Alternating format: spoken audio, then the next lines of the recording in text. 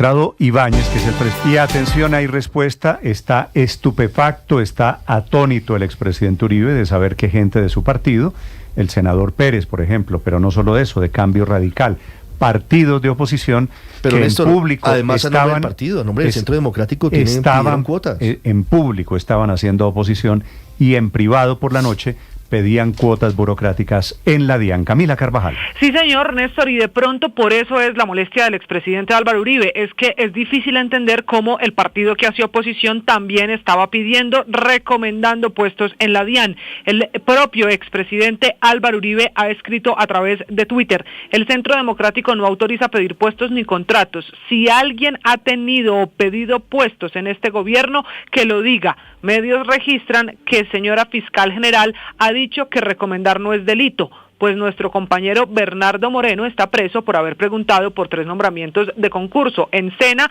y Protección Social.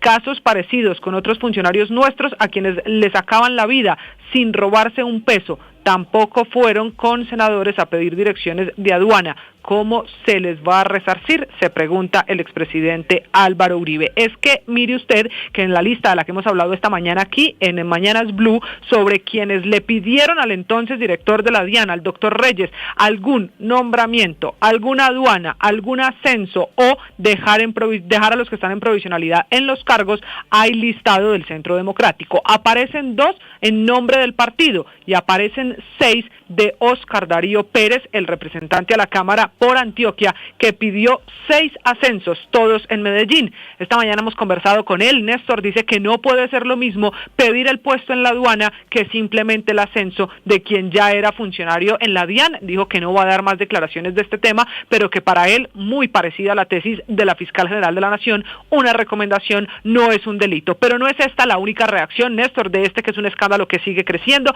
También hay pronunciamiento de Roy Barreras, el embajador, uno de los que está hoy al otro lado de la mirada de la acusación del ministro de Comercio. Dice Roy Barreras: creo que detrás de la secuencia de ataques escalonados hay una estrategia y vendrán seguramente más ataques y versiones calumniosas. ¿Tanto temor le tienen a que juguemos algún papel en el destino de 2026? Se pregunta Roy Barreras. Nada opinaré por ahora sobre esa campaña electoral que se avecina, pero se avecina una batalla y una guerra sucia que no debe detener a quienes de buena fe quieran construir para Colombia una solución estable y no odiadora. También le hemos insistido al embajador Roy Barreras para conocer su versión y dice Néstor que esto no es más que un ataque de cara a la campaña de 2026. Así que ahí están los pronunciamientos. Uno de Roy Barreras, directamente señalado por el ministro Reyes, entonces director de la DIAN. El otro, el del Centro Democrático, es su jefe, es el expresidente Álvaro Uribe, el que se pregunta cómo es posible que alguien en nombre del partido o con su curul ganada con el partido esté pidiendo puestos en la DIAN. A ver, no me sorprende, Camila, que Roy Barreras, Felipe, esté en plan de victimizarse, en decir, pobrecito yo, que es que voy para la campaña presidencial del 2026. Roy le debe, el senador Barreras, quiero decir, Felipe, le debe varias explicaciones a Colombia, ¿no? ¿Se acuerda el robo en el apartamento de Cali? Correcto. ¿Se acuerda del maletín lleno de plata en el Hotel La Ópera? En el centro de Bogotá, en un hotel en Bogotá. Ambos, robo en Cali y maletín en el centro de Bogotá, manejando plata en efectivo. Así que este tema, el tema de pobrecito yo, al senador Barreras, le repito, no creo que le vaya a funcionar. Diferente, Felipe, a lo de los señores de la oposición. Estos sí son campeones olímpicos. Uno haciendo oposición y pidiéndole puestos al gobierno de Gustavo Petro desde el uribismo, tiene que tenerse mucha confianza, ¿no? El doctor Pérez, Felipe, dice sí, que es que eso no es un delito. No, de acuerdo, no es un delito.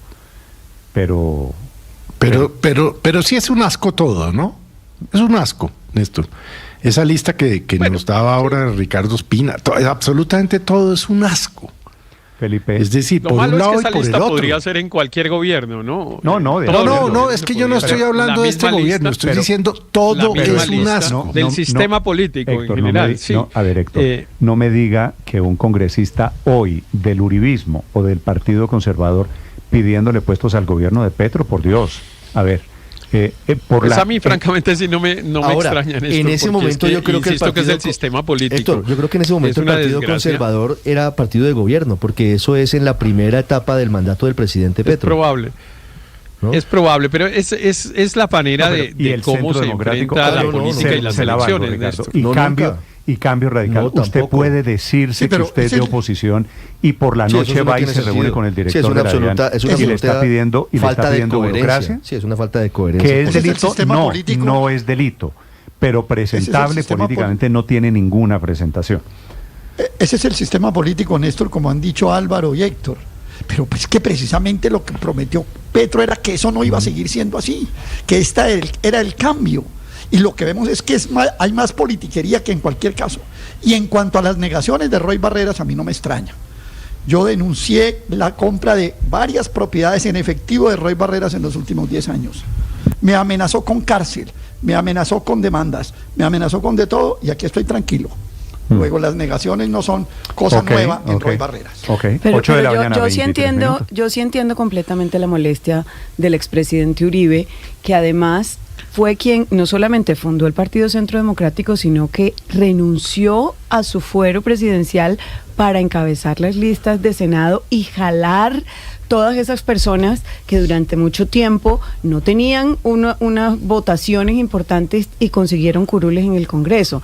Entonces sí genera un sentimiento de mucha deslealtad e inclusive traición, que mientras se trata de hacer una oposición seria, con argumentos, con hechos, pues estas personas por debajo de la mesa lo que quieran sea pedir burocracia y supuestamente además generar una coalición individual, cuando de lo que se trata y lo que ha caracterizado al Centro Democrático es la disciplina de partido. Entonces me parece que tiene toda la razón el expresidente Uribe en molestarse, el expresidente Uribe, y pedir además que lo digan, que abiertamente pues tengan una sanción en el partido. Luis Ernesto, su referencia de Uribe de que todo a las espaldas es porque usted cree que esto fue con el visto bueno del expresidente Uribe. El expresidente Uribe, que tiene funcionarios condenados por repartir notarías, repartir puestos, escándalos de política, y etcétera, estupefacto. Nunca había... Pero si vamos a hablar de espaldas, hablemos del presidente Petro, que los congresistas... ¿Me permite desarrollar la idea, por favor, Felipe? Luis Ernesto, es que la si me permiten desarrollar la idea, aunque les incomode que hable mal de Uribe, les incomode que hable mal de Uribe, les agradezco si me permiten desarrollar la idea. ¿Usted cree que aquí a alguien le incomoda o le sorprende que usted hable mal de Uribe? Eso lo hace todos los días. Pero como me interrumpen, no me deja ni siquiera desarrollar la idea, entonces supongo que sí. Pobrecito, entonces desarrollo la idea. Gracias, muchas gracias. Entonces, lo que vengo diciendo es que el expresidente Uribe, que ha tenido funcionarios, además esto no son suposiciones, ya funcionarios condenados por escándalos de compra de congresistas a cambio de votos, el mismo expresidente Uribe que decía, dejemos que los que están condenados por parapolítica o van a ser condenados por parapolítica voten antes, voten antes para... Es que se me parece mucho, eso es lo grave realmente, se me parece mucho, así que es indefendible. Ambos lados son indefendibles, ahí está el punto, queridos compañeros, que ambos lados, ambas irregularidades, ambas prácticas son indefendibles. Y yo le creo al presidente Uribe su nivel de sorpresa cuando lleven a sanción disciplinaria a los congresistas que recibieron o que hicieron recomendaciones y les quiten la voz y el voto. Todo lo demás es para la tribuna, indignación de Twitter, para que unos pocos incautos se la crean. Esa es una buena, Néstor, que seguramente eso no debería quedarse simplemente. Ojalá la lleven al mismo tiempo que los parlamentarios que están tratando o trataron de tapar o están tratando de tapar los vuelos del avión, de los narcoaviones en la campaña, ¿no? Que está en manos de la Corte Suprema de Justicia, que revela hoy semana. Álvaro. Esto es un cáncer profundo que ojalá no se quede en el escándalo del día, sino yo creo que se pueden hacer dos cosas. Una, pedirle a los anteriores directores de la DIAN que publiquen sus listas, porque esto no es un periodo especial de la historia, porque primero para que demuestren que no entregaban los puestos y para que muestren quién se los pedían. Y segundo, hacia adelante, debería pedirse a los candidatos presidenciales y los medios insistir en eso y que se vuelva un tema importante, no de populismo contra los politiqueros, sino de políticas concretas, que la DIAN hay que sacarla del circuito de repartija política. Hay unas entidades que no pueden estar intervenidas por la política. No es grave que una entidad, no sé, o cualquier otra tenga influencia política. El ideal es que no lo tenga, pero no es dramático que lo tenga. pero una entidad tan sensible como esta, al entregarla a la política es entregarla al crimen. Entonces, que haya un compromiso cierto. Si el presidente Petro, como dicen, dio la instrucción de no entregar ningún cargo de la aduana, pues bien hecho, y ojalá los siguientes hagan lo mismo, pero que sea un compromiso general. Pero no le hicieron caso, ¿no? Pero Néstor, es que escuchando esa lista, la impresión que yo tengo es que la mayoría, o no se diga la mayoría, pero una gran cantidad de esos casos parecerían corresponder a lo que es el clientelismo puro y simple. Ojo, no lo justifico de ninguna manera, pero parecería el clientelismo puro y simple de póngame un funcionario aquí, póngame un funcionario allí, un inspector en la aduana de tal parte, un funcionario de tercer nivel en la DIAN de tal parte, cosa que difiere. Querido y respetado Andrés, ¿usted cree que están pidiendo la aduana de Cartagena simplemente porque es un funcionario? Eso es diferente. No, es que hay casos de es que precisamente esa es la diferenciación que quería hacer, Néstor. Precisamente esa es la diferenciación que quería hacer. Una cosa es pedir el nombramiento de un funcionario de nivel intermedio al de pedir la aduana de Buenaventura, y peor aún, aparecerse a la oficina del director de la DIAN con un delegado o con un intermediario del contrabandista más grande de Colombia a pedir la aduana de Buenaventura. Ahí hay un hecho mucho más grave, hay un hecho de una naturaleza completamente diferente, que deberíamos estar en capacidad de diferenciar esas categorías, no sin justificar ninguna. Aclaro de todos modos. Yo estoy de acuerdo en que lo del hermano del presidente es una cosa particularmente grave. En la lista. No, yo estoy de acuerdo que obviamente el tema de la DIAN pues tiene una particularidad, y eso es pues un peaje permanente insisto, por mucha discrecionalidad que hay además en los puertos, porque por ejemplo las inspecciones se hacen aleatoriamente, entonces llegan 100 contenedores y se inspeccionan 3, entonces claro que decidir cuáles 3 pues es prácticamente pues decidir cuáles 97 pasan sin ser revisados. Es que eso tendría que estar automatizado, Héctor, y no han querido automatizarlo. Eso está automatizado en países serios. ¿Usted se acuerda, Héctor, usted se acuerda cómo es cuando usted llega al aeropuerto El Dorado y está el señor saliendo después de que usted recoge las maletas? Mirándolo, y le dice, y entonces esto es a ojo de buen cubero.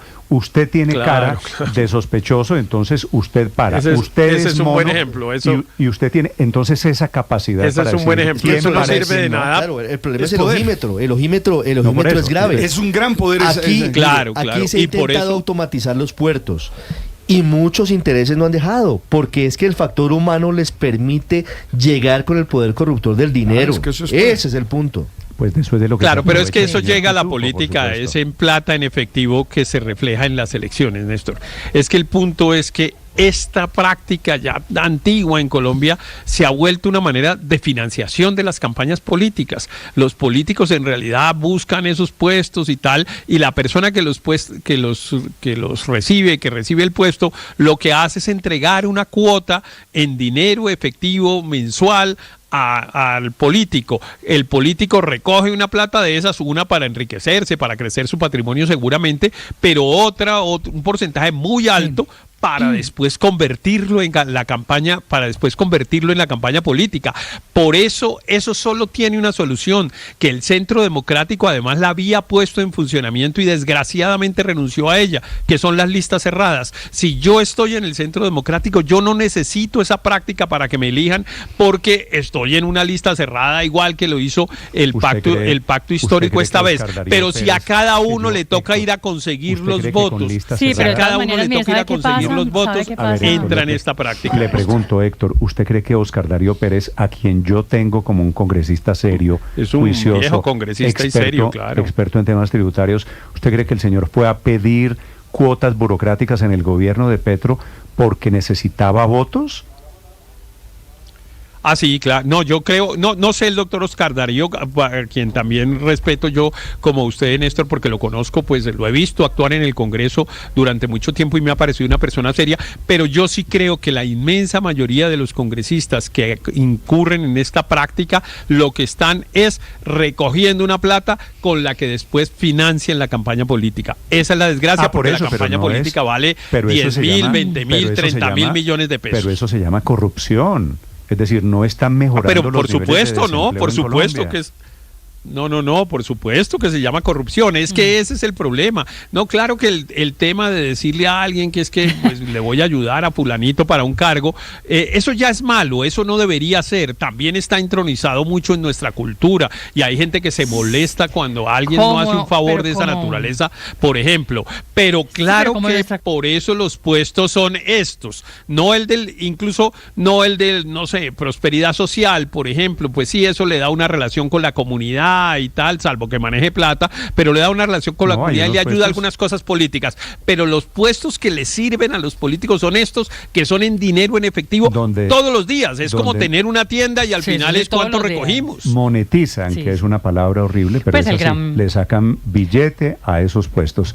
Señora Ahora, Paola, yo me pregunto, el doctor Reyes, Mr. Taxes, que estuvo tan enfocado en el tema de impuestos como lo suelen estar casi todos los directores de la DIAN, descuidando la parte de aduanas, que es la gruesa, que es la importante, que es la del lavado y la del narcotráfico, se da cuenta de este patrón una y otra vez, como nos dice, que los llaman, que los sugieren nombres, que lo piden, que le piden citas, que aquí, que allá, que le mandan al presidente, en fin, todo el mundo. ¿Y qué es lo que hace finalmente? Digamos, ¿cuándo salió a hacer denuncias? ¿Cuántas veces nos dijo que se reunió efectivamente con la gente que maneja estos temas de lavado a nivel internacional, con la gente de la DEA, con la gente del MI6 británico? Paola, digamos, ¿qué hizo el señor? Esa es una buena observación. Por lo menos, Felipe, 38 reuniones tuvo de todos estos que pidieron puesto, porque estos señores pidieron puesto no a través de un correo. Fue en una reunión con el director de la DIAN y el director de la DIAN se dejó pedir puesto. No, e increíblemente no fue ante el fiscal porque dice que no confiaba en él, Néstor. Uno no confía en personas, confía en las instituciones. No confiaba en el fiscal Francisco Barbosa e increíblemente dice, curioso, no fui porque iba a utilizar eso en mi contra y se esperó y se guardó esta lista a que llegara la doctora Luz Adriana Camargo. Si no llega una fiscal puesta por Petro, es posible que el doctor Reyes tal vez no hubiese puesto la denuncia. No es lo mismo. 8:34. A mí me da pena, pero en el caso de la DIAN no es lo mismo. Eso que describe Héctor, de que nombran personas para después pedir una plata para recoger del sueldo que les dan porque les hizo el favor de la palanca, eso es cierto, pero no es lo mismo en el caso de la DIAN. En el caso de la DIAN, unos agregados.